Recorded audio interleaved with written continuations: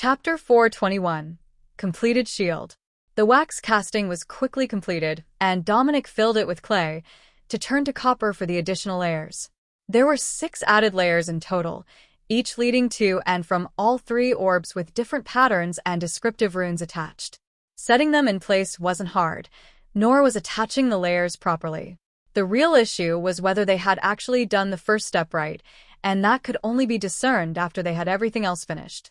So, Dominic finished the assembly, then prepared to cast the entire thing in resin, so it wouldn't be damaged by the inevitable impacts that a shield would be expected to take. Is there anything else? Or do we just wait for this to dry before enchanting the shield? He asked as the last layer was securely covered. If you don't need to move the shield for your work, you can do it now. If you do, then I will dry it with a bit of magic.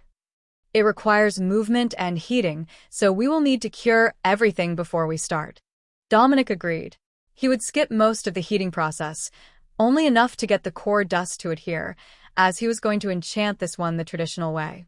A level 15 Minotaur core would do the trick, and it should guarantee that the shield was rare grade, as long as Dominic poured a bit of extra mana into the process.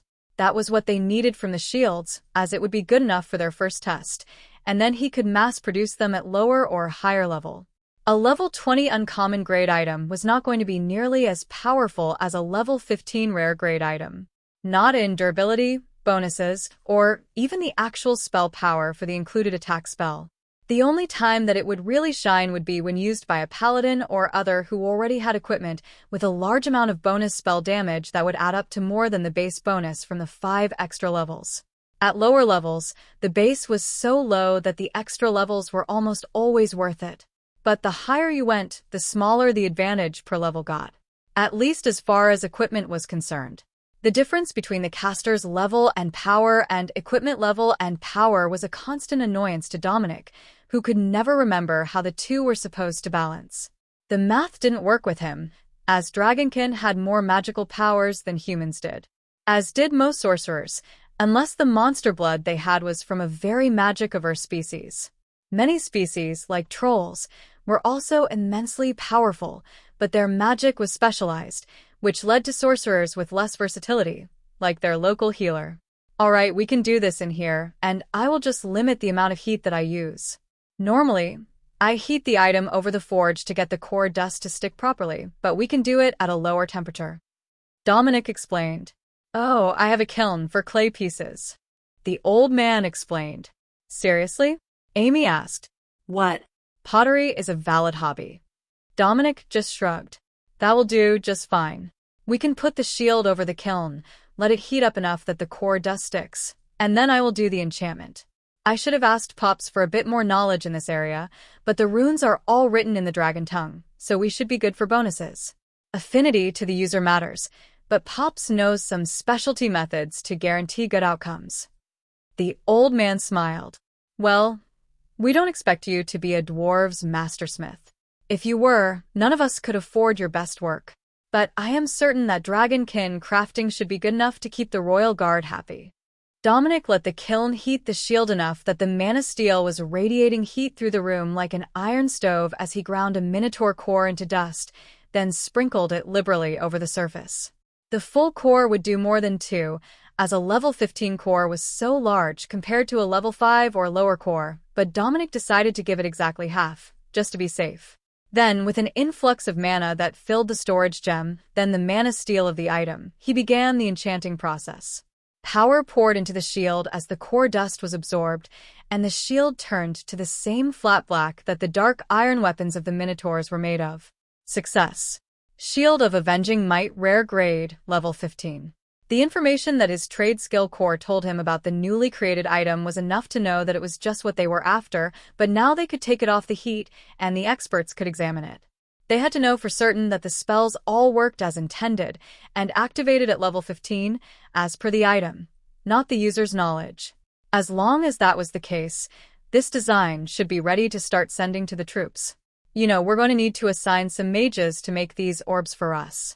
If I do them all, I'll only be able to turn out 1 or 2 shields a week. Dominic noted. You do need the practice making them, though. Amy replied. A most vexing paradox. The need to master a skill, versus the need for the item that will be made after you master the skill. Perhaps you can give the test item to your blushing bride. The elder suggested. I'm thinking that I will use a Yeti core for the other test shield to see if it turns a color other than black. She normally wears shining armor unless it's an infiltration mission. Dominic explained. That is sound logic. The source of the core does determine much about the completed object beyond the runes that are used. Amy just shrugged. If it doesn't match, you can always paint it or something. Chapter 422. And one for good luck. Dominic laughed at the thought of painting the shield to make it match Alexis' usual tabard. It would work, but if he didn't make the face much more ornamental, it would just look bland and gaudy. Though, if he did something simple for the guards like a quartered design, similar to the Westover battle standard, it could look good on a very simple shield face. That could also be painted on, repaired as needed by anyone with a paintbrush, and kept looking good without specialty metal polishes. However, the next one was for Alexis, and that meant it needed to look better than any of the others. Not just because she was his wife, but because she was a princess, a royal paladin, and officially the commander of the Westover Duchy's forces. She shouldn't be mistaken for a common soldier unless she did it intentionally. So, he spent an extra 15 minutes drawing her personal heraldry into the clay that made up the shield before he transformed it into mana steel to begin the enchanting process. You know, this imperfect Magitech orb is a wonderful thing. Or, whatever you want to call a product that only malfunctions on certain spells for one person. I need to make one just to carry around with me, so I can create slightly advanced metals. Dominic joked. Amy laughed. Before we leave here, we can all make one. Yours might be the only one that will malfunction on transmutation spells, but they're just generally useful orbs to have around. I don't know why we didn't make more of them to begin with. The old man shrugged. How many cores and gems are you willing to wear? It's one more that needs to be socketed into an item touching your body so that you can use the effect, so unless you're going to work with a shield strapped to your back, or hold the orb in one hand, you'll need to remove another spell from your equipment. The number of sockets that you could realistically put on items was limited, and the more that you had, the more likely it was that some of your spell gems and Magitech orbs would conflict with each other. So, it really wasn't practical to keep one of these with you at all times. However, they did change equipment when they were working in the forge, and that was one time that allowed Dominic to focus on only a single ability. He made the materials, then shaped and enchanted them. Most days, he only had 2 items on his equipment: the trade skill core of a blacksmith and the Magitech orb that increased growth rate, which he had gotten ages ago, trading his first rare pistol to Bella. Adding one more item to the collection would be fine. The elder nodded. You make that fancy shield for the princess, and I will make you a new orb so you can keep up the fancy metals. I would love to see what happens if you use that while trying to create copper. Or stone. Yes, seeing what happens when you try to transmute stone for roads, or the fieldstone wall spell would be quite the educational experience. It would also be something that the sect would try to do on purpose, if it worked properly. Making magical stone walls by default, instead of upgrading them with protective spells to ensure that the mage tower didn't easily fall to attack, would be not only a great safety measure, but a point of pride for future generations. There was still a huge amount of work around the duchy that needed to be done, but their own home was always a priority. Especially now that they had prisoners who needed to have old indoctrination cleared from their minds so that they could become productive members of society. Dominic finished the shield just as the orb was being completed, and transformed it to mana steel before getting to work setting the extra layers of circuitry on the back. Before he continued, Dominic mounted the new orb to a thick gold chain necklace that had dropped during their fight against the monster horde, and hung it around his neck. The necklace just granted some extra strength bonuses, nothing exceptional even by the standards of a level 15 uncommon grade item. But strength was always useful, and the important part was the socket, so that he could add a third orb to his workwear. Dominic sorted through his collection of cores in the storage cube, which were all from the last few fights of the battle. The others had been donated to the shared loot bag, and he realized that he was going to have to search through his share of the loot to find the one that he wanted. He wasn't going to use the Yeti Lord's core on this shield, he would save that for later. But he needed something near that level, and preferably of an ice or similar element, to give the shield the appearance he wanted. The adventurers had been kind to him. They had given him many of the higher-level cores, instead of giving him a bulk shipment of goblin and hobgoblin cores. Their logic was that he could use them for bulk purchases for the duchy, while they would have to find someone who had enough wealth to make change for a higher-level core. That was a pain if they only needed a personal amount of something and had no coins, so they had kept all the goblin cores for themselves and used the stronger monster cores to pay Dominic. Now, that kindness was paying off, and he had real options. Eden mages with their fire affinity, centaurs, minotaurs, yeti. He would be able to make quality tempering oils in a half-dozen varieties for the foreseeable future, and that wasn't even getting into the hundreds of null cores that he had obtained near the end of the battle. Dominic chose a yeti core that felt a bit more like ice magic than the others and ground it down for the shield, keeping half aside to be used to imbue an oil pail later. It was just strong enough for their purposes, and it sparkled gently on the surface of the shield as Dominic prepared to finish the enchanting. Shield of Frozen Vengeance, or Rare Grade, Level 21. Chapter 423. Elemental Interaction. Dominic smiled as he inspected the shield. That is just what it needed. It's shiny, faintly blue, but mostly white. Perfect for a paladin, he decided. The spells on it are wrong, though. I think that the Yeti core that you used had an interaction with a flaming blade orb. The elder noted. Oh, that is interesting. Dominic put his hand on the shield and drew his saber to see the effect. The blade was immediately covered in frost, which gave off a soft white mist around the blade. It's more like frostfire, or an ice blade effect. Not bad at all. It certainly looks like it's a properly dangerous weapon. Dominic agreed. It also doesn't cost you any mana to use. It appears that it's all being supplied by the shield. The elder added. Oh, that's my fault. I cast it with external mana. Here, let me put up the barrier with my own mana and see how much it depletes the storage. He was careful not to equip the items so that he didn't risk bonding the Magitech orbs, if that was still possible with them integrated into the shield. That would be a tragedy and make all this hard work useless. The barrier also came up as a pale white mist, but it was every bit as strong as they had hoped, and the change appeared to be completely cosmetic. Well, you can give that to the princess for certain. The artistry is good enough, and the effects certainly meet the standard. If nothing else, I would say that she might like any imperfections more, knowing that you made them for her. Amy joked. Not pretty, but it works. The story of my life. Amy and the elder both laughed at Dominic's self-deprecating joke. That was obviously untrue. He was a certified pretty boy stuck with a war survivor's mind. But neither of them would say anything to him about it, in case he took it as accusing his beloved princess of cradle robbing. Neither of them actually knew how old Dominic was, only how old he looked. But the princess was half a decade or more into her marriageable years, certainly into her early 20s. Then, Amy realized that he likely wasn't referring to himself, but to his method of solving problems.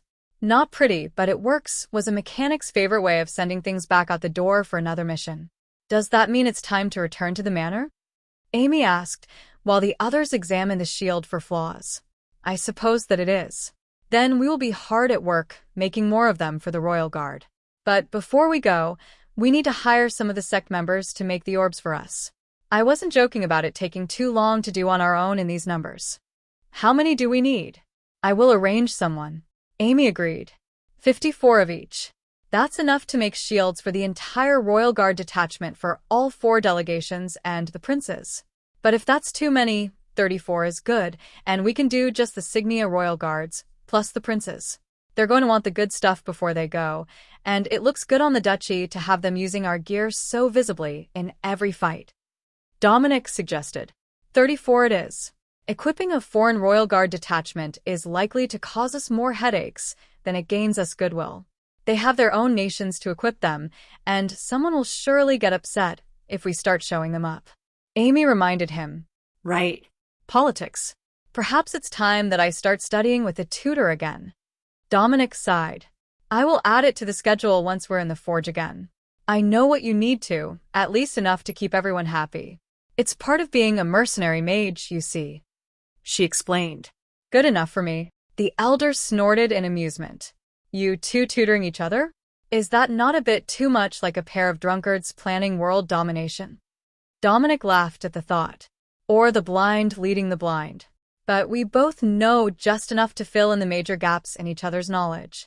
Amy rolled her eyes. I will pay off some members to make the orbs that we need. It should only be a few days before they have the first batch to us. But you need to go check in with the royals and give that gift to Duchess Alexis.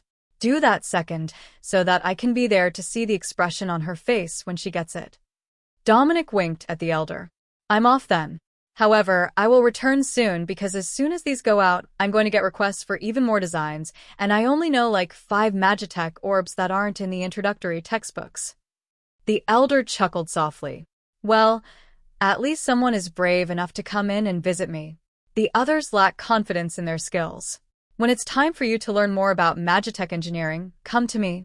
I know more than those journeymen in town, and I've got all the time in the world. That was a dangerous combination, Dominic thought. Too much time on his hands, and nobody else to talk to. But that might be a good thing when you were looking for a tutor. At least he didn't have a work schedule or a list of orders to fill. While Amy went to place the order, Dominic returned to the house, fearful of what he was going to find when he got back. He could see the lights on all over the main floor in the middle of the day, so there was some sort of meeting going on, and a house full of guests. Most likely a military meeting, or an emissary from one of the nations had decided that they needed to do more than wait for a new development in the drama with Dagos. Chapter 424. Couldn't miss it. But Dominic was not prepared for what he found when he finally made it home. The emissaries were not meeting in the central compound, as they usually did. Instead, everyone was gathered in the main manor house, along with a small group of finely dressed ladies that Dominic didn't recognize, and a pair of representatives wearing Merchants Guild badges on their chest. Your Grace, wonderful timing. We just arrived through the portal, and we were about to discuss advanced trade route planning. Everyone wants in on the action, it seems, and your airship docking fields have proven truly impressive. One of the Merchant Guild members greeted Dominic. While he spoke, his hands signed a separate message. Ground travel is becoming too dangerous with the recent Dagos rebel offensive. We would like to switch this route to airborne travel, with Westover as a central hub between the nations. Dominic nodded, but didn't sign anything back as he was facing the others, and it would be immediately noticed, even if most of them didn't understand the signs. The other representative of the Merchants Guild pushed the ladies forward. We will be the staff of the outpost here in Westover, if you don't have any objections. My name is Rill, and these are my daughters. A family branch, if you will. Oh, that's an interesting composition. Might I ask if your wife will be joining you? Dominic replied. The merchant coughed politely, and Dominic smiled. I understand. My apologies for the insensitive question. However, rest assured that your family is well suited to a brilliant future here in Westover. There is no shortage of upstanding young men still looking for wives here, and many have arrived with their family to vouch for them. The merchant chuckled and gave Dominic a slight bow. I appreciate your thoughtfulness, Your Grace. They were from an untitled branch of a noble family insignia, and so his hope was to marry at least one of his daughters to the son of a baron in the area, once they started to arrive. He had some time yet, only his oldest was looking for a suitor this year. But having a few years to get to know each other was even better. The Merchant Guild had done him a huge favor by shipping him here. It would give him a head start on choosing the best alliances for his family when the barons were sent. That would likely be after the rainy season had ended, assuming that the hostilities in Dagos were over by then, and the army could stand down. And influence was going to be necessary with all the war casualties and rewards. War always led to an overabundance of daughters, with too few sons to give them all legitimate marriages. Some would be concubines, others would grow old as spinsters, but he didn't want either of those futures for his girls. We will have to work on the cargo docks for airships, though I do believe that there is a suitable compound for the guild house vacant here in town. I suppose that has already come up in conversation, as everyone was here before I arrived. My apologies for that. I did not know that you were coming, and I was busy with a small project regarding the equipment of our royal guards. Dominic replied. The two merchants smiled. Actually, we weren't joking about the timing. We arrived under a minute before you did. The discussions were ongoing long before we arrived, but you didn't miss any of the formal portion. The look on Dominic's face made Alexis and all four princes laugh. You have misjudged the situation, merchant. The formal part is the part that he was trying to dodge. Why else would he have immediately gone to work on new equipment himself, instead of simply telling everyone to use their spare gear until the craftsman had time? Prince Claudius asked. Dominic shrugged and didn't say anything. He couldn't fault them for that interpretation. But he didn't think that anything was happening that needed his presence as anything other than the hose, and one of the staff would have come to get him if he was needed in that capacity. They might be great about letting him dodge royal duties, but there was no way that they would let him escape if there was even a hint of it falling within his role as the Duke. They were far too competent that way. Well, if it's all about formality, then I have arrived just in time. I assume that the kitchen staff has been made aware that we have extra guests. Dominic asked. The maid standing along the wall nodded and signed back, using the Signia military hand signals, that Beth was preparing a proper feast at the usual time. That gave him a few hours to get everyone settled and do his duties as the Duke. How large of a facility were you hoping for, merchant? We have a new warehouse available that hasn't been allocated yet. It is right next to the factory and along a well-developed road, intended for caravans to enter and exit town, he suggested. The merchant stroked his short beard as he considered the choice. A warehouse in the factory district would be a wonderful option for the guild. But how well-developed are we talking about with the roads? Will they be all right in the wet season?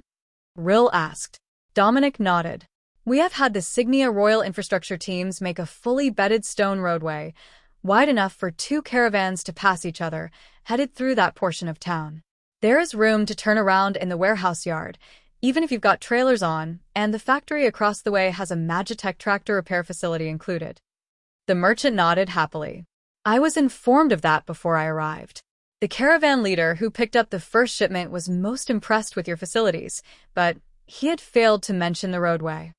It's unfortunate that it ends so close to town, but after the rain stop we will work on something to improve roads to one of the major cities. Dominic explained.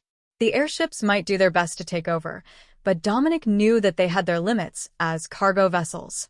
It was simply more efficient to have a ground caravan take the goods, if the roads were even halfway decent and safe. Chapter 425, Business Opportunities. Why don't we all have a seat? I'm sure that we have better things to discuss than land use. Alexis offered politely, with a gesture to the sitting area and its leather-bound sofas. And what could be more important than land use, and the threats to the use of that land? Prince Fahad asked curiously. I can think of a few other things, but I would rather speak about business opportunities. With the Merchant Guild here, it is the perfect time to discuss a bit more about the trade situation between our 3 nations. I know that it traditionally all goes through the guild, as they are about the only reliable merchants for any large-scale deal. But we do have an opportunity here. Westover is central to the 3 capital cities, remote enough that we are not easy to threaten, and flexible enough that we can make nearly any sort of arrangement work. You can't easily add a huge trading market or new airship repair docks to the capital city without going many kilometers out of town or buying out farmers. That either costs a fortune or breeds resentment among the commoners. But here, it's not an issue. We've already sorted out the logistics, and we will have a large warehouse for the Merchants Guild not far from both land and air staging areas. In fact, we could even make accommodations for water travel between here and Signia City, which would reach a half-dozen more cities along the way. It really is an optimal location, no matter which country you're wishing to trade goods to. Dominic replied. The merchant smiled as Dominic pushed his position for him. They had a mutual interest in the success of this endeavor, as the duchy would get a small tax on the trades, and the Merchant Guild would get a central staging area to move goods between 3 capital cities as needed, instead of sending goods to one or the other and hoping they were needed when they got there.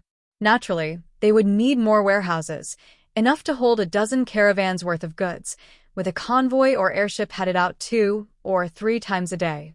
But that was easy to arrange, and there was a royal infrastructure team in town to assist with the construction. I see that the Wavemates Families Association with the Merchant Guild has not faded much, despite the circumstances. There was a long-running rumor that Westover was a smuggler's port before everything started, and now you intend to make it an official trading hub. My concern is that it might not be the most profitable location. We could move the hub to one of the cities just as easily and get thousands of locals added to the supply rolls. Prince Russell noted. Dominic shook his head. It would be further to ship the magitech that Westover creates, and we are gaining residents by the month. By this time next year, we are going to be a proper city in our own right. Perhaps not 100,000 like some of the old cities, but it wouldn't shock me if we were 10,000 or more. We've got good cropland, we've got work, and there are a lot of disillusioned folk who are looking for somewhere to settle. Whether the hub is here or not, Westover is about to become a hub for magical development. The younger prince of Signia frowned. He had almost forgotten about the reports that said there were thousands of mages headed to Westover, and the reports of farmers fleeing the droughts and war taxes all over Stantia province. Alexis sighed as she saw Prince Fahad and Prince George smile at each other. They were clearly on board with this proposal, on behalf of Axbridge and Mitfield. And if they were on board, then this was likely going to happen. However, that didn't mean it was going to be easy, and if Prince Fahad started sending out messages that Westover had openings for resident mage sex and a need for magitech workers that they were willing to train, she was going to be swamped with work orders requesting more housing and amenities be built. Dominic was good about helping on that front, but when it came to non-essential requests, everyone wanted to go to her first, as they might require royal assent. Though Signia was mage-friendly, moving an entire sect into town was a delicate issue. Mages could be dangerous, and in large numbers, their loyalties and threat level needed assessment. So, a ranking royal family member had to sign off on their change of location, and she was the one with that authority, not Dominic. The princes considered Dominic's words for a few moments before deciding that he was right. One way or another, Westover was going to become an industrial hub for magitech, simply because this is where all the people who could make it wanted to live. The hardest part about specialty industry was finding the right workers and luring the best professionals to your city to run the factories. So, if you already had them, you had the advantage right from the start. All right, we won't argue against making Westover a major shipping hub between the nations. But that means that we are going to need a trade deal to make it happen. If there is a Signia import tax and then a destination import tax on all the goods, it simply won't be worth it. Prince Fahad noted. His country exported a lot of valuable raw materials and some magical items of their own, so he didn't want this arrangement to make it less profitable than sending them directly. Prince Claudius nodded. That shouldn't be an issue. As long as the goods remain in the warehouses for holding, we won't charge the import tax and can consider them to still be in transit. Westover Duchy will need some sort of revenue from the process, though. Their exports are valuable, but if the deal doesn't benefit them, it is bound to get twisted in only a few years. Dominic drummed his fingers on the table as he chose his words. Perhaps a dockage fee? Not for the goods, but for the ground handlers, with a cut for the duchy. A fee per truck and trailer, a fee per airship. Pay the fee, and the duchy will provide labor for the loading and unloading of your supplies. It's not like we've only got trade goods here. We've also got plenty of food, and that is something that the caravans will need to resupply anyhow. Shop at the market, and we can have the fee cover someone bringing your purchase to the warehouse. The caravans had plenty of men who could do that, usually the drivers, once the trucks were parked. But having locals do it kept more people employed and would give the drivers time to shop for personal items. Chapter 426, Expanding Industry. None of the royals or the merchant guild members had any objections to that. If Dominic was willing to employ the labor to keep the whole process running, he took on the risk that men would need to be paid during slow times, and the responsibility for ensuring that there were enough necessities for them. Westover wasn't in a food shortage, but after the war, most of Signia was. Axbridge was as well, but that was a more or less permanent state, as the nation was founded in a desert. How is Westover for medical supplies? Dock work often leads to injuries. Rill, the merchant guild representative, asked. Pretty good.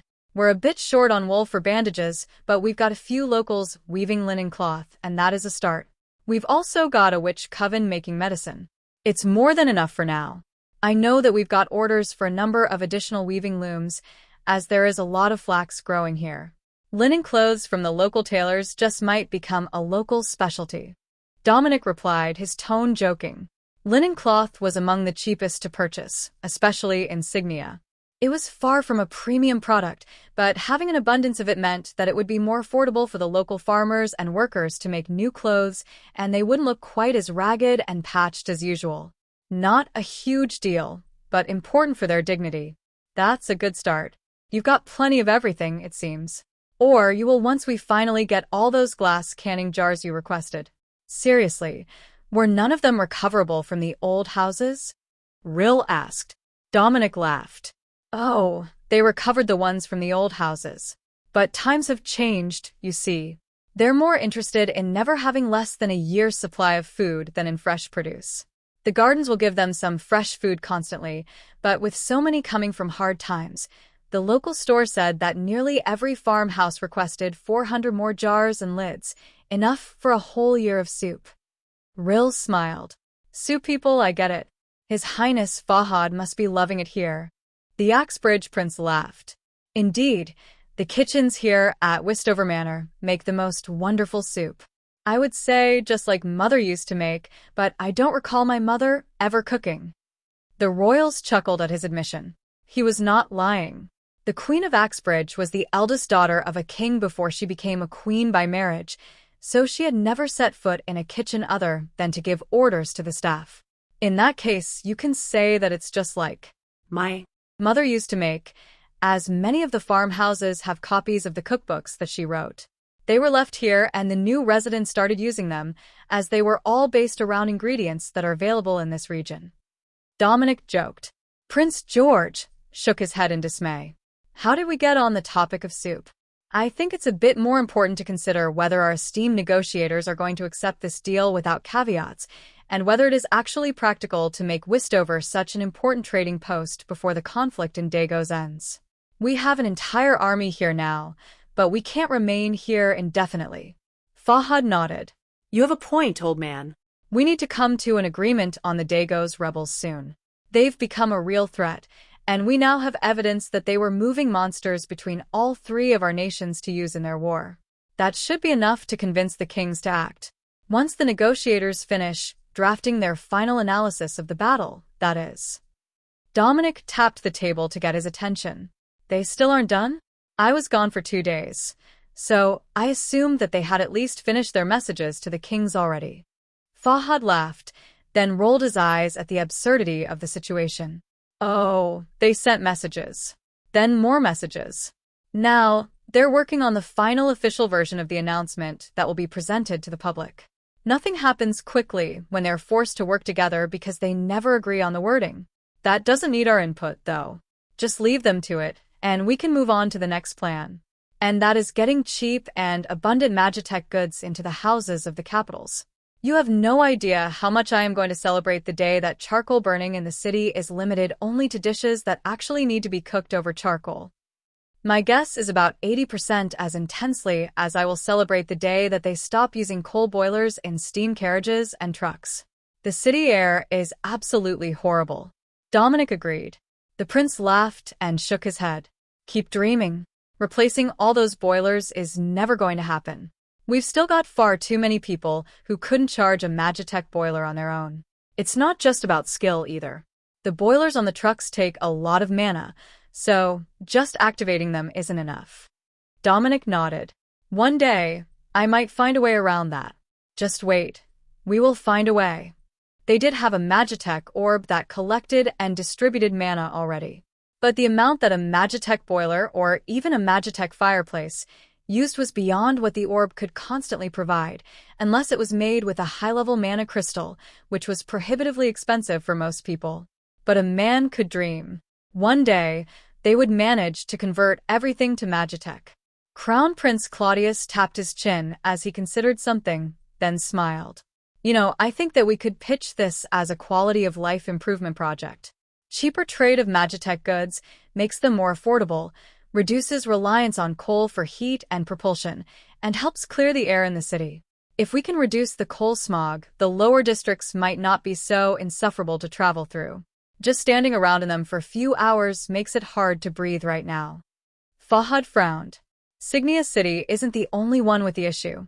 Illness of the lungs is becoming increasingly common in every city these days. It's got to be from the coal, but you know how it is. The doctors and witches will blame anything if it absolves them from guilt for an early death. Chapter 427. Give the gift. While everyone chatted, Castellan Julio was making notes of everything that they brought up as a proposal point so that it could be passed to the negotiators for processing. It wasn't technically part of his job, but the secretaries and assistants that traveled with the royals weren't in a room to do it, so he stepped up to save them all some time. The only event that caught his notice was when Amy came in and gave Dominic a double thumbs-up gesture. With those two spending so much time together, it had to mean something important, but he was quite certain that the two had no sort of romantic interest in each other. For one, Dominic was quite the devoted husband. But Amy had never shown any interest in men at all. Most were met with open disdain by the tiny mage. Only Dominic was spared, and that might be out of courtesy. Now that our final guest has arrived, perhaps we could move on to what I have been up to the past few days, while you all got your troops mended and settled. Dominic suggested. Oh, it wasn't making replacement rifle parts. Prince Claudius asked. No, I still have enough of those to last a few battles. Instead, I went to the Duskblade sect for a bit of help on improved equipment for future battles. So, I present to you my newest blueprint acquisition, the Vengeance Shield. Dominic brought out the shield that he had made for Alexis, with her personal heraldry on the front, and placed it in her arms. With one available socket, this rare-grade shield is the perfect addition to any paladin's arsenal. It includes a barrier effect, increased strength and spell damage, as well as a flaming blade spell. But most importantly, this shield includes Magitech-based mana regeneration, which reduces the casting cost of the flaming blade to nothing, or halves the casting cost to use the area barrier and flaming blade at the same time. This particular unit has been customized for my lovely wife, and the ice element monster core used has altered the spell to a frost blade, but the combat effectiveness is no less than the original. He declared in his best auctioneer voice. The royals tried not to laugh at his flamboyant sales pitch, then focused on the shield itself. It truly was a rare-grade item, and from what they could tell, it had 3 Magitech orbs integrated into the back to improve the magical effects of an already impressive item. You got this during the battle? Alexis asked. I got the blueprint, with area barrier on it. The other effects we added after. I'll make them for your whole Royal Guard detachment later. But the first and best one was for you. Dominic insisted. First? She asked. Technically second. The first one was a trial version with a Minotaur core. That's likely how I will make the others for the Royal Guard. He amended. Alexis smiled gently. That was what she had thought. He had tested out the new idea once, then made her a special one so that he could show off his accomplishment in public. But she really did like this new shield. It matched her armor, it saved her mana on the spells that she was already planning to use in combat, and the Frostblade was actually higher level than the Holy Blade spell that she usually used. She had only brought that one to level 15, but this was level 21, and on a rare grade item, with extra bonuses attached. There wasn't anything to complain about with this design, and he had even personalized it, the way that he had for her rifle. The shield fit her arm perfectly. It wasn't too tall or too short for her stature, and it had her name on the front, so that any enemy who could read would know where they had met their doom. The dragonkin really did know the way to a girl's heart. Prince Russell hummed softly as he inspected the shield, while Rill, the merchant, took out a device to analyze it. Truly impressive. You managed to fully integrate multiple Magitech orbs into the design, and they activated at the item's level. This level of craftsmanship would bring even a royal guardsman to tears. He declared, and not just when they saw the price tag. Russell agreed. That made Alexis laugh. If you were making these on your own, how much would they go for? Dominic shrugged. Alone, it would take me over a week of full-time work to create a shield, and if I made them at level 15 as a rare quality item, it would be difficult to put a proper price tag on them. But I suppose that is true for all rare Magitech items. Rough valuation would be 10 times the price of an uncommon item of the same level, so about 150 levels of uncommon grade items. This one would be more than that, but it's higher level than usual and customized in design. The merchant sighed and nodded. You're right. The price would keep nearly anyone from buying it. However, I do hear that some of the adventurers obtained rare grade items from their trip, and they might be willing to trade you for some of your custom items later. Every warrior needs a good shield, and getting the basic spells on their gear, instead of increasing the level of spells, is a huge cost savings for them, which only makes the shield even more valuable. Claudius added, and that is why I will make them for the royal guard, who don't pay for the gear they are assigned, and then save them as gifts for visiting royalty. Dominic agreed. Duke Dominic, my old friend. Fahad began, before the laughter of the others drowned out anything he was about to say. Yes, he will make you one, I am certain. In fact, if you ask nicely enough, you might be the first to get one. Alexis teased the Axbridge prince. Chapter 428. Fahad's Puppy Eyes. Dominic removed the first test piece from a storage ring and handed it to the prince. What do you think of that one? It's level 15, has a nearly maximum strength bonus on it from the Minotaur core it was made with, and it has a Flaming Blade spell instead of the Frost. But if it doesn't go with your armor, I can make a personalized one in the next few days. Dominic suggested. Prince Fahad gripped the shield a little tighter. Oh, I don't think that will be necessary.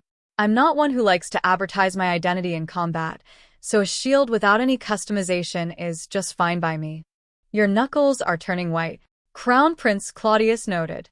Fahad relaxed his grip a little, while the other royals tried not to laugh. Dominic wasn't going to force him to give it back. The item was intended to be a gift for someone anyhow.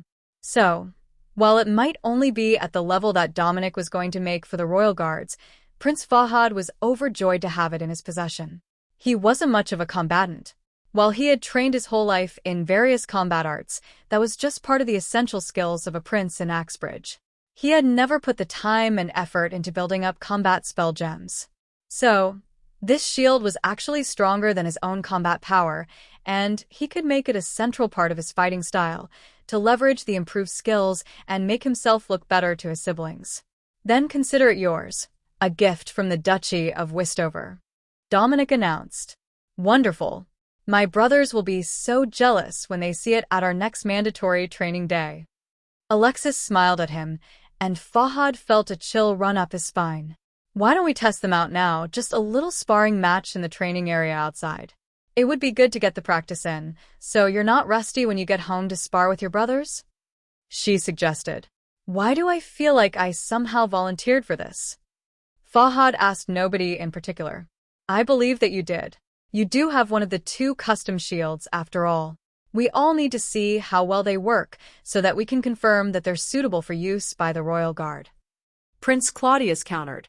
That was permission enough for Alexis, and she stuffed the shield on Fahad's arm before dragging him out of the room and into the side yard, where the royal guards trained, now that their old training ground was taken up by the courtyards for the visiting delegations. You might as well change into armor now. There's a room for it if you don't have a clothing orb, Alexis suggested. Fahad smiled, and a suit of gold and black armor appeared on his body, moments before a large broadsword appeared in his hand. I might not be the best funded of the king's sons, but I am well equipped. He joked. The thought that he could call himself anything but fabulously wealthy was enough to make Amy roll her eyes in exasperation.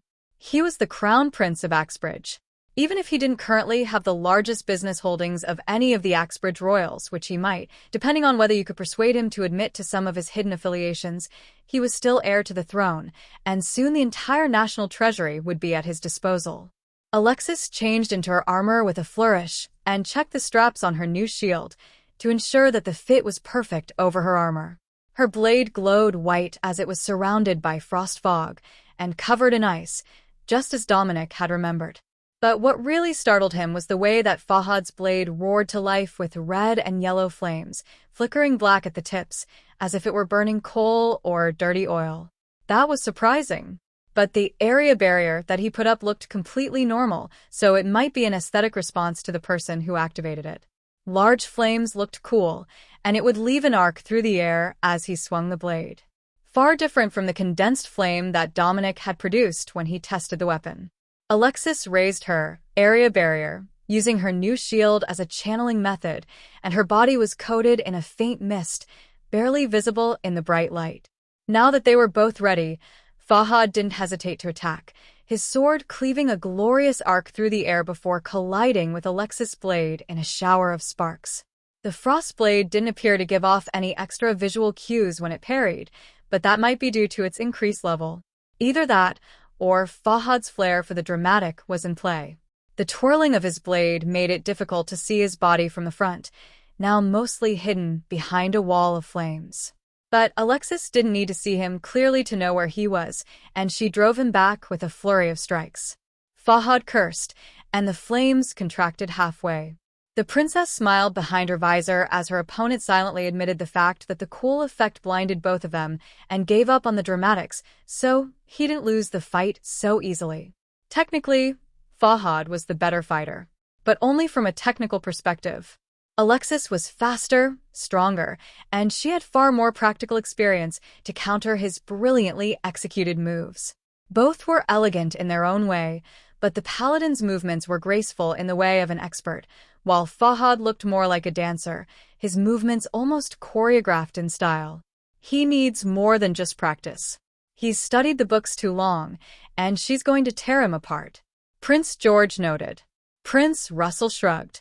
His sister beat him to a pulp on a regular basis. That was why he didn't train with her anymore. The only ones confident to beat her in a sword fight were Claudius and her twin sister, though who would actually win between the sisters was a toss-up. Chapter 429, Called Away. The sparring session might have been lopsided, but they did learn a lot about the abilities of the shields that Dominic had made for them. Did you have a plan to make the rest of these? Or is it a project to let you hide in the forge for days at a time? Alexis asked as she wiped sweat from her brow. A bit of both. But we asked some members of the sect to do the time-intensive work for us, and I'll do the shields and final assembly. That way I can do a half dozen in a day and get through them in a reasonable amount of time. Dominic explained, while the other royals mentally calculated how much stronger a royal guard force could be with that sort of gear. The real change wasn't the level. Most of the time, they didn't need to use as much as they could. The advantage was in the mana reduction so that they could use the attack spells constantly. If they could keep the flaming blade active for a whole fight, there was no reason that they couldn't hack through an entire army of gnolls with ease, the way that Dominic and Amy had. They would have still needed to ambush them in a valley and use cavalry to herd them to prevent being overrun. But with less mana usage, they could have pushed forward much earlier, and the battle would have seen far fewer injuries. They were just about to head back inside when a runner from the army arrived. Your Highness, we have word from the northern armies. The depletion of the monster horde has lifted the siege on multiple cities around the western Dagos region and the capital of Skipple. The king has called upon his sons to return to Signia City with their forces. He announced. And the envoys? Princess Alexis asked. There was no word on the negotiations, Your Highness. Alexis nodded. Then we will continue to host the guests, while the princes return to their duties. Inform the men to be ready to move when the commanders give the order.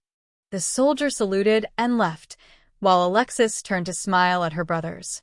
Well, it looks like you get to miss out on all the fun parts. You'll be headed off to relieve forces at cities whose attackers we have already eliminated, while I get to stay here and kill monsters as they appear from the ritual area. Prince Russell rolled his eyes, while Claudius patted her on the shoulder. Fear not, little sister. I will find a way to enjoy myself. Perhaps this time they won't call off the battles halfway, and I will get to be the one who eliminates the rebel prince. That would be a huge milestone for the Signia armies. Once Prince Kaizen was dead, the rebellion in Dagos would collapse, and they could start on the plans to actually rebuild what was destroyed. But the chaos in the military camps didn't extend to the population of Westover. They still had 2 armies camped outside of town, and a laundry list of projects that needed to be completed. A list that kept growing longer as more people arrived in the city. Dominic and Alexis hadn't had a chance to look at that part of the report since the battle, but Julio had compiled them this morning. The number of new arrivals had spiked in the last 2 days, likely thanks to the monsters not being around to kill refugees anymore. They had received 6 farm families, plus 50 more residents for the town just since the battle. There was still plenty of land to go around, and some of the farmers had decided to stay on Baron Keith's land, as it suited their intended crops and skills. But if they didn't start getting landholders soon, they were going to end up with huge numbers of farmers under the direct jurisdiction of the duchy. That was good for his budget, but awkward for the barons when they did eventually arrive. If the ducal estate was too large, they would end up many kilometers away, and much of the best land by the river would already be claimed. Getting in early was one of the best ways to get the good spots with reliable water for irrigation and good soil. It would also determine much of their future wealth. But with the war about to start back up, if Dominic and Alexis' guesses were correct, they wouldn't be seeing any new barons for a few months at the least. You'll have to send us our new shields later, Duke Dominic. We will unfortunately have to depart before your gift is ready. Claudius announced with a dramatic sigh. Of course. I will have it sent to you along with a military shipment in the near future. We are going to be upgrading our airship docks as soon as there is space to work, and there is already a rather well-developed cargo area in need of improvement. With that infrastructure in place, I am certain that we can get a single item to you. Prince Fahad laughed at Dominic's earnest tone. And if he can't, then he can just send it with the Merchants Guild. They will find you just as fast as the army will. These days, Westover is becoming increasingly popular as a transport hub, whether we are involved or not. In fact, it almost feels like we didn't need the envoys here at all. Claudius shook his head. No, we need them here, or the Duke will start getting ideas about where the limits of legal freight forwarding are. I've seen the records in the library, and it's family tradition for him. Then, the royals split up to send out their daily messages, leaving Dominic with the princess and the members of the Merchants Guild. Branch Leader Rill, if you would like to follow the staff, they will get your family settled into guest suites here in the manor. The warehouse will still be there in the morning, and there are a few family compounds suitable for your status open within the town limits. Dominic suggested.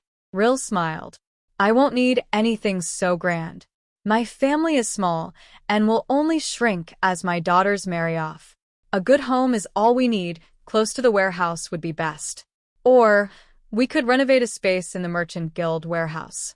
Many prefer to live within the confines of their guild house for security and convenience. Chapter 430. Large Group. The next morning brought utter chaos to Westover. The armies of the two princes were preparing to head out, by both airship and cavalry over land.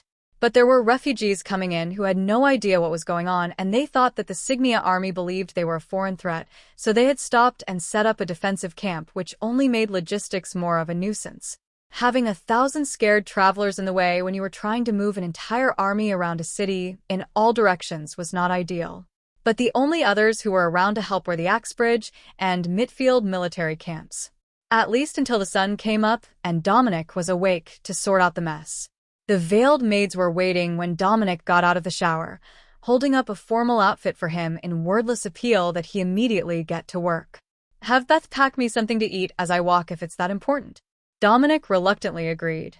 He didn't need to wait for them to speak.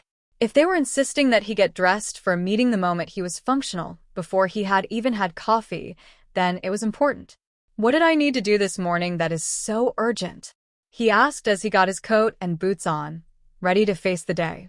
8,000 refugees camped outside town, in the way of the army movements, but too afraid to move. They don't understand what's going on, and they're just sitting there, set in a defensive circle, waiting for someone to talk to them. But the army is packing up to leave. They don't have time to deal with 1,000 people, and we can't ask a foreign army to do it. That will just cause more confusion. The princess is playing hostess to the envoys, who have added the proposal by the Merchants Guild to their list of topics, and they will be in meetings all morning. The maid explained. From the shower, Alexis swore colorfully, and Dominic heard the maid giggle at her employer's annoyance. But someone had to do it, and the rules said it was the princess' job. Dominic made his way downstairs, where there were already messengers from the army waiting for him. Your Grace, we have begun mobilization. The first units are airborne now, and the cavalry will be mobile within the hour.